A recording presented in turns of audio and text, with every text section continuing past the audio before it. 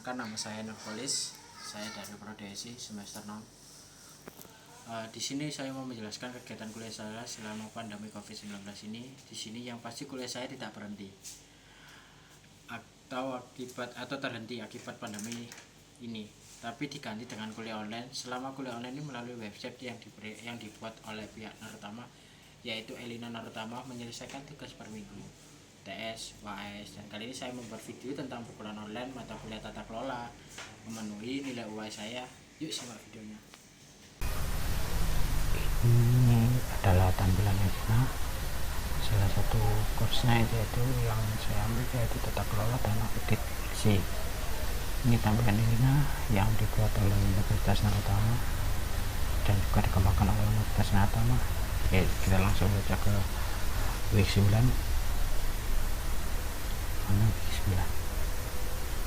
Di week 9 ini kita membahas tentang 5 prinsip COVID-5.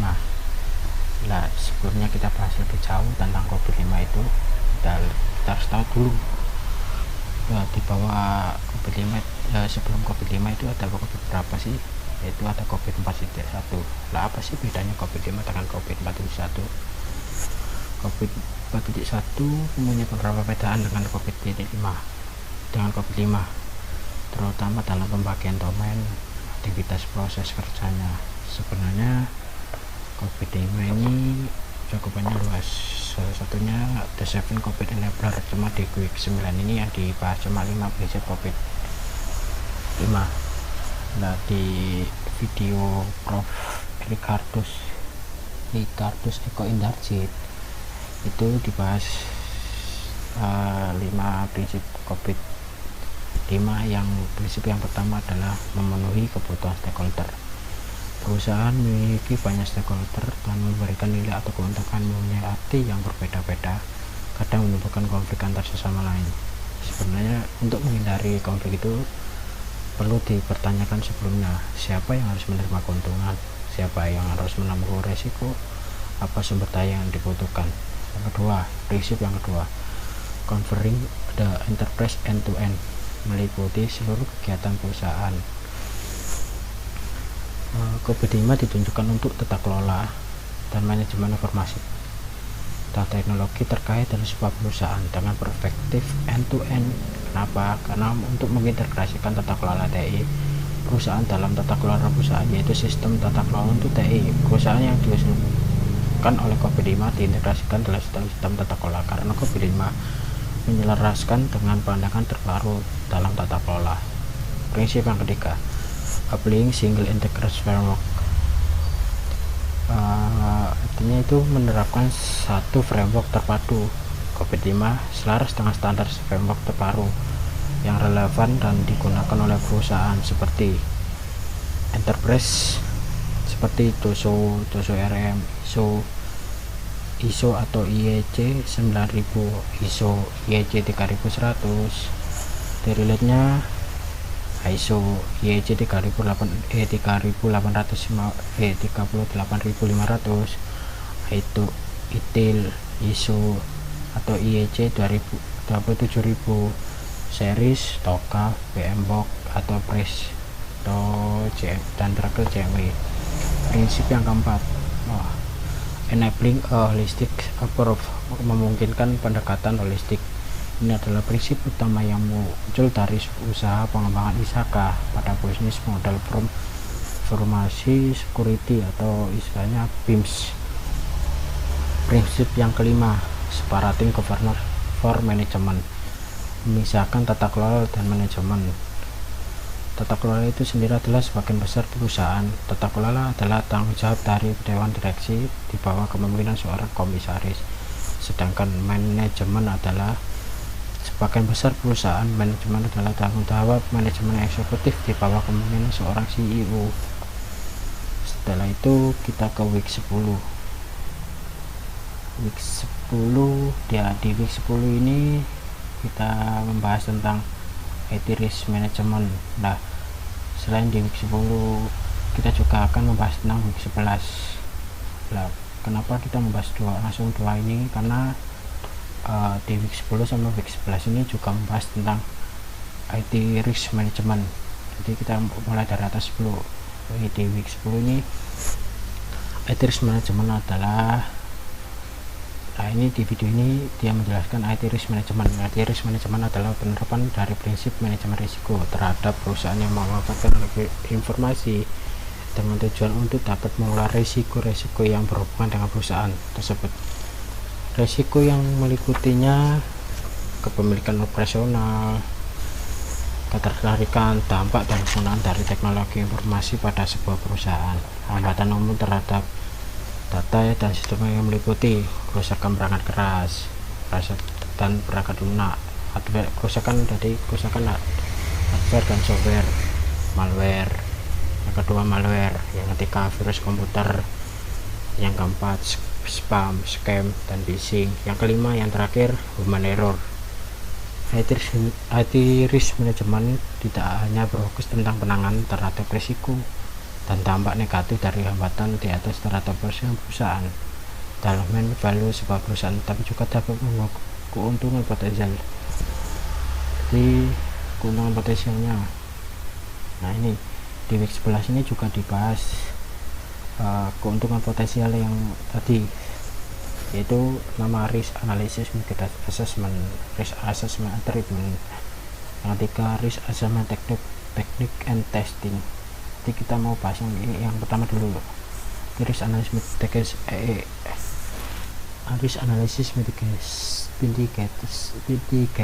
and assessment. Yang pertama risk assessment ya. Jadi di video ini dijelaskan pencarian risk. Jadi risk assessment itu untuk menentukan tingkat ancaman yang potensial dan risiko yang berhubungan dengan suatu sistem IT, seluruh sistem development life cycle atau SDLC. Output hasil dari proses ini membantu ke arah mengidentifikasi kendali yang sesuai dengan mengurangi atau menghapus risiko sepanjang ketika proses dengan risiko atau risk mitigation. Terus yang kedua risk assessment attribute, dan di video ini juga menjelaskan tentang biasanya dilakukan dengan melalui penekan biaya, rendah list cost approach, dan melaksanakan kontrol atau pengendalian yang paling tepat, the most profit control, sehingga dapat mengurangi risiko ke dalam tingkat yang dapat diterima dengan risiko yang paling minimal upfront impact terhadap sumber daya dan tujuan organisasi. Terus video ketiga berisi, pada umumnya di dalam suatu organisasi jaringan terus-menerus akan diperluas dan diperbarui, komponen diubah, dan aplikasi softwarenya diganti atau diperbarui dengan versi yang lebih baru. Perubahan ini berarti bahwa risiko baru akan muncul dan risiko sebelumnya dikurangi akan menjadi suatu perhatian. Nah, kita langsung ke week 12 ya. Di week 12 ini kita membahas tentang pengantar enterprise arsitektur yang disampaikan oleh Bapak Romi Wahono. Yang pertama ini kan videonya dari Bapak Romi Wahono di YouTube-nya beliau. Yang kedua ini kita sebelum ke ini adalah training yang pernah kita ikuti dan kita dapat materinya dan di share di Elina ini. Nah, ini training 1 jam bersama Bapak Romi Wahono ya, kan waktu itu pandemi, jadi kita ikuti trainingnya Bapak Romi Wahono tentang pengantar arsitektur IT.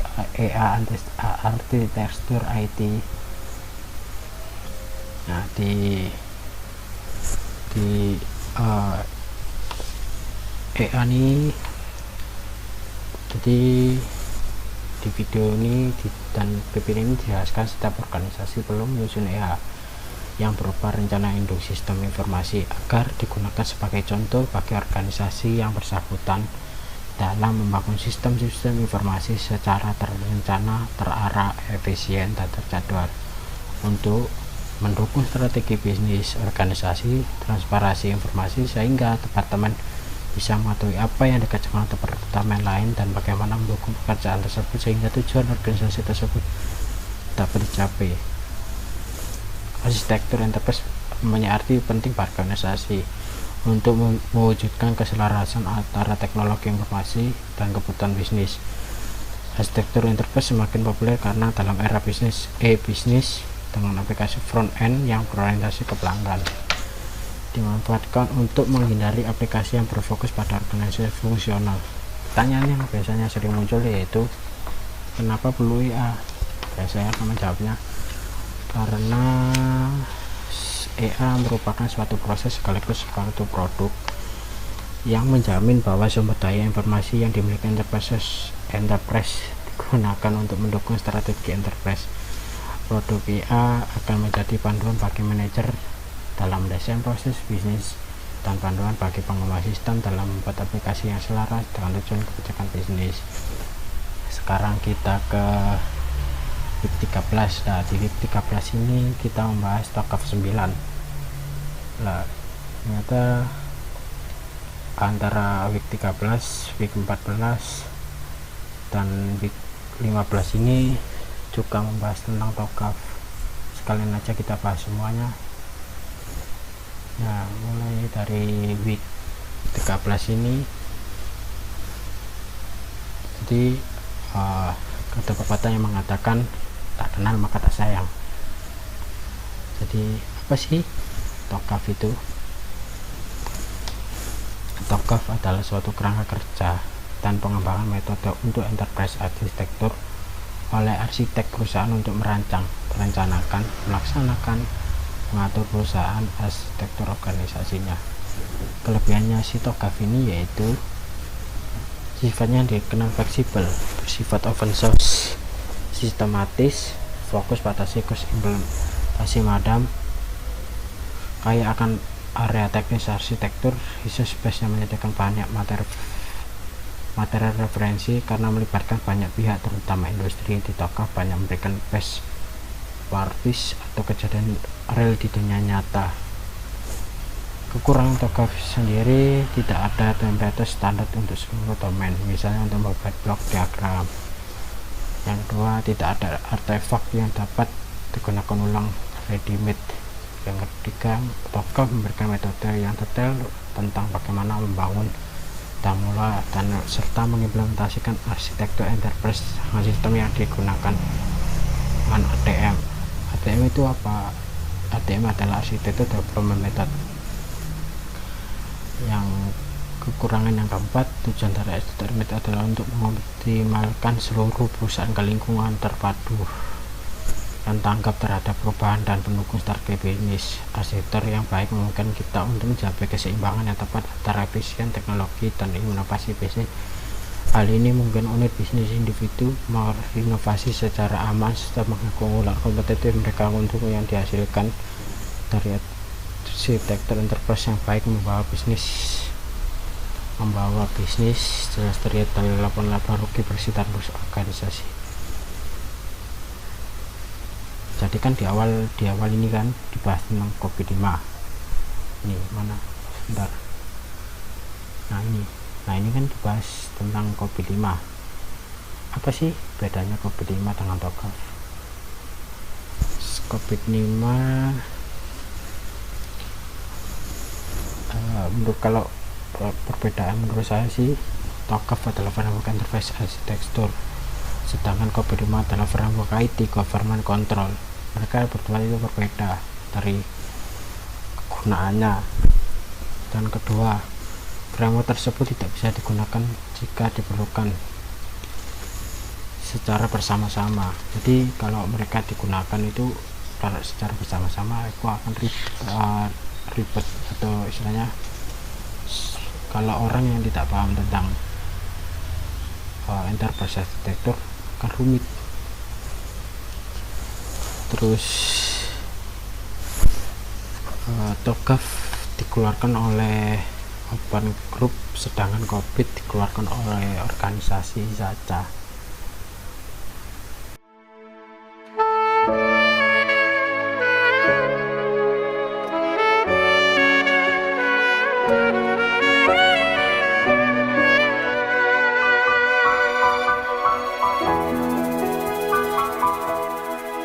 Semenjak itu kita tak bertemu lagi. Hingga saat ini kita masih belum menyapa, tetap menyendiri sendiri, tersenyap dan menyepi, menunggu baikmu, menunggu indahmu.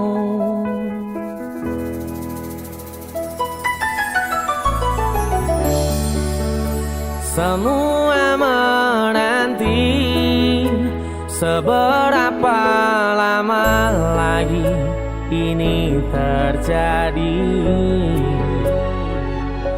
Menunggu berakhirnya keadaan sakitmu. Lekaslah baik dan buat hati kita tersenyum lagi, hingga tak ada lagi yang mungkin bisa menghalangi kita bertemu. Seperti sedia kala dulu kita masih saling menyapa.